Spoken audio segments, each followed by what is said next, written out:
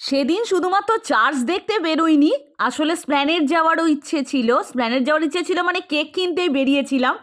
কাছে পিঠে যে কেক পাওয়া যায় না তা নয়, কিন্তু আমরা নাউমসে কেক কিনতেই গিয়েছিলাম। নাউমস তো ফেমাস জানো তোমরা, কিন্তু প্রতিবার এত ভিড় হয় কি বলবো।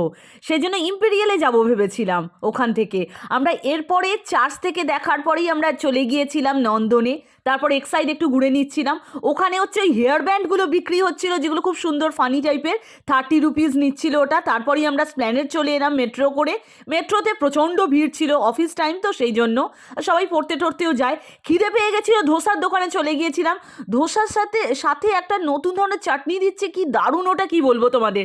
শ্রীরা মার্কেট দারুণ করে সাজিয়েছিল। স্যান্টা তো সব জায়গায় খুব সুন্দর। ইম্পেরিয়ালেও মারাত্মক ভিড় ছিল, কি বলবো তোমাদের, মানে ঠেসাঠেসি হচ্ছিল পুরো। তারপর ওখান থেকে একটা সুন্দর মানে প্লাম কেক টাইপের নিয়ে নিলাম।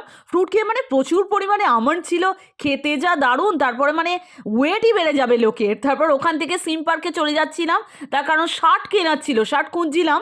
ব্লগ দেখে লাভিনাতে গিয়েছিলাম, মানে ইউটিউবে ব্লগ দেখে। তবে ব্যবহারটা খুব একটা ভালো পেলাম না, আর জিনিসও মানে কোয়ালিটি খুব একটা সেরম মনের মতো পেলাম না। ট্রেজার আইল্যান্ড চলে এসেছিলাম। ট্রেজার আইল্যান্ডের মানে চুড়িদার তো দারুণ, কি বলবো। পুজোর সময় তো জানোই তোমরা, খুব ভালো মানে চুড়িদার পেয়েছিলাম। তো ওখান থেকে একটু ঘুরে নিলাম, মজা করেছিলাম।